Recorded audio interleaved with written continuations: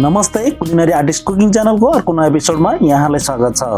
आजको यस भिडियोमा मैले पिज्जाको रेसिपी लिएर आएको छु, जस अन्तर्गत पिज्जाको धेरै प्रकारमध्ये मार्गरिटा पिज्जा बनाएर देखाउने छु। यसको लागि हल्का मनतातो पानीमा सुगर राखी मेल्ट गर्नको लागि चलाएको छु। सुगर पानीमा मिक्स भइसकेपछि एक्टिभ ड्राई इस्ट राखी केही समयको लागि छोपेर राखेको छु। पानी धेरै तातो वा चिसो भयो भने इस्टलाई जगाउन सकिँदैन र पिज्जाको डोलाई फुलाउन सकिँदैन। केही समय लगभग 15-20 मिनेट राखिसकेपछि भिडियोमा देखिएको जस्तै एक प्रकारको झाग जसले पिठोमा राखेर मुछ्दा डोलाई फुलाउन मद्दत गर्दछ। त्यसपछि मिक्सिङ बोलमा पिठो राखी क्रमशः इस्ट वाटर राख्दै डो बनाउनको लागि मुछेको छु। यसमा मैले थोरै नुन पनि प्रयोग गरेको छु। विस्तृत रेसिपी डिस्क्रिप्सन बक्समा गएर हेर्न अनुरोध गर्दछु।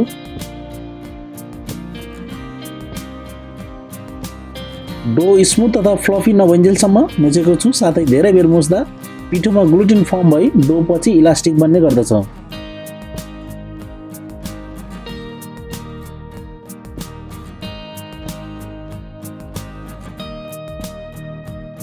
डो तयार भइसकेपछि डोको बाहिरी भागमा ओइल स्प्रेड गरी रेस्टिङको लागि छोड्ने छु, जसले डोलाई ड्राई हुनबाट बचाउँछ।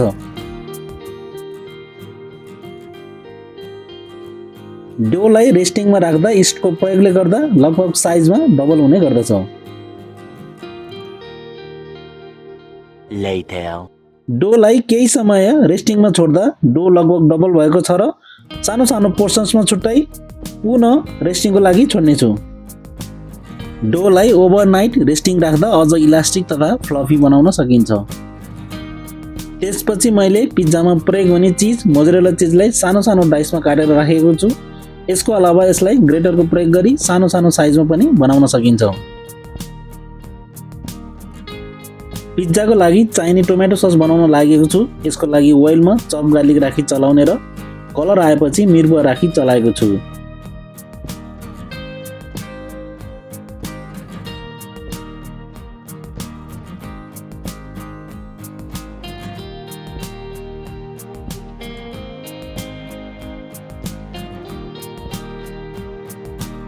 त्यसपछि टोमेटो प्युरी राखी चलाएको छु। यसमा ड्राई ओरिगानो साथै सिजनिङको रूपमा सल्ट पेपर राखी यसको अमिलोपनालाई हटाउन थोरै पानी राखी छोपेर पकाएको छु।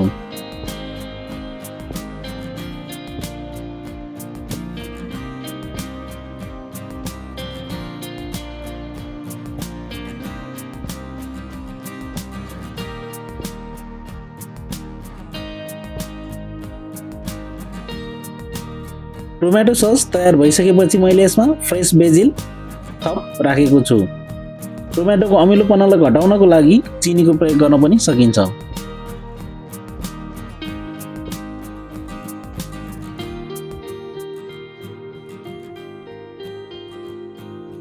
त्यसपछि पिज्जा बेस बनाउन लागिरहेको छु। पिज्जा बेस बनाउनको लागि यसअघि नै प्रुभिङको लागि राखेको डोलाई बाहिरी भाग थोरै बाक्लो राखी बिचको भाग पातलो बनाउनु पर्दछ।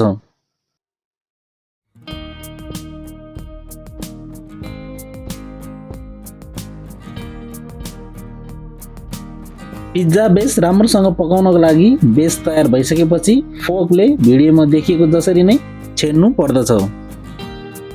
पिज्जा बेस तयार भइसकेपछि यसमा टोमेटो सस स्प्रेड गरी माथि पिज्जा चिज राखी ओभनमा बेक गर्न सकिन्छ। साधारणतया पिज्जाको फिलिङमा प्रयोग भएको इन्ग्रेडियन्ट्स अनुसार पिज्जाको नाम पनि फरक हुने गर्दछ। क्वाट्रो फर्माजियो, क्वाट्रो स्ट्रगनी, फ्रुटी डी मारी, हवाई, पेपरोनी, मार्गरिटा पिज्जाको उदाहरणहरू हुन्।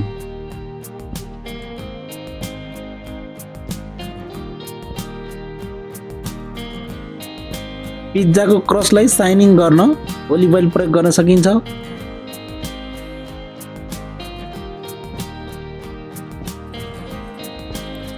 यहाँहरूलाई आजको भिडियो कस्तो लाग्यो कमेन्ट गर्नुहोला, साथै मन परेमा लाइक शेयर एन्ड सब्स्क्राइब पनि गरिदिनु हुन अनुरोध गर्दछु। अर्को भिडियोमा कुनै नयाँ डिस सहित उपस्थित हुनेछु। तबसम्मको लागि keep watching culinary artist cooking channel.